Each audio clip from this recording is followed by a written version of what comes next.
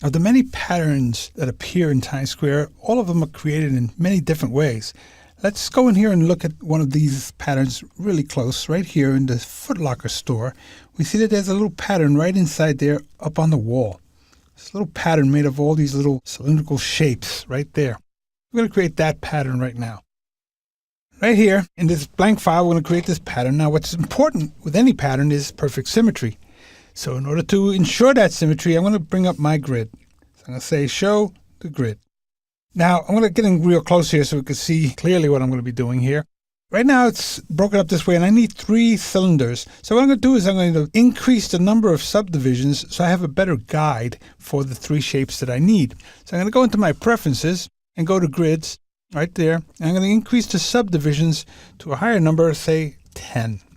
And you can see them back there. They just became these tiny little squares. So I'll click OK, and that's the basis for my pattern right there. So I'm going to take my rounded corner tool right here, and I'm going to draw a shape right inside there that's going to snap to the grid, leaving 1 subdivision on the tops and bottoms and sides. Okay, so now I'm going to duplicate that straight over, leaving 1 subdivision in between, and then 1 more, again leaving 1 subdivision in between. So there we see that we have the 3 shapes that we want. So I'm going to go to my path selection tool and select the other 3 right there. I'm going to grab them all and copy them down to this block right here. Now I'm going to copy them over again over to this block, but here I'm going to do one slight difference, is that I'm going to rotate them. I'm going to rotate that path so that it becomes a nice, even horizontal kind of a shape like that. There they are. Make that happen. So now I'm going to take them and copy them up to this one here. So there, now we have all the basics for my pattern that I'm going to create. So what I'm going to do is I want a little space in between these guys, and I'm going to apply a layer style, which is going to give me the effect that I want. So I'm going to create them in a layer. I'm going to go in here, and I've got a color selected. Let's see the color we got. Let's make it a little lighter. Let's say we go about like that right there. And in this layer, what I'm going to do is I'm going to take all those paths and fill them. There they are. They're filled.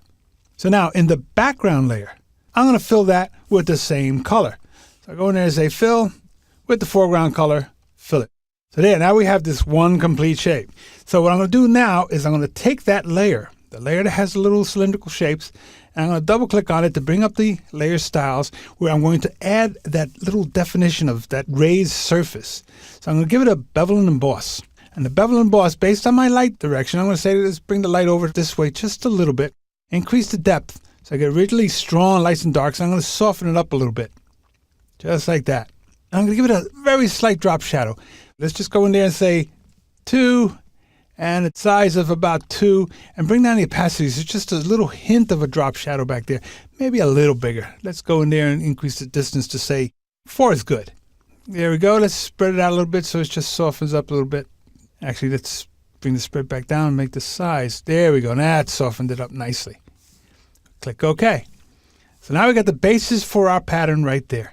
When I create a pattern, it's going to look at all the layers, so I don't need to flatten this at any point. So what I'm going to do now is to create the pattern. And I'm going to select it in a place right here. Just one big square right across both of them, snapping to the grid as well. And let's pull back and see what we've created. It's just this little shape right there. Right? So now that we have that, we don't need the grid anymore. So I can go in there and say, let's turn off the grid. So now we can really see the shape that we've created. And if we're not quite exactly the way we want it, let's go in there and go back to our layer styles and go to that shadow tone right here. Let's bring that down a little bit. It's a little too strong. There we go. That looks a little better. Click OK. Now that we have that, we can say define pattern. And we can call this whatever we want. We'll say wall.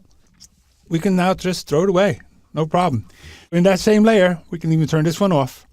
This layer, I'm going to go ahead and fill it with the pattern. And the new pattern we just created should appear at the end. And there it is.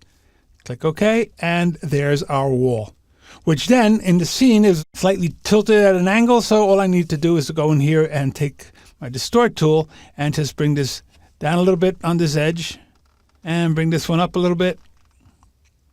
And there you can see that we started to establish our nice little 3-dimensional look. Now, it isn't really 3-dimensional because of the fact that these guys are just as big. Let's undo that for a second. What I'm going to do instead is I'm going to take that layer and convert it into a 3D postcard. And now that it's a 3D postcard, I can go in there and simply turn it into the perspective that I want, just like that. And there you can see that now I have a truer sense of the perspective that I need for that particular wall.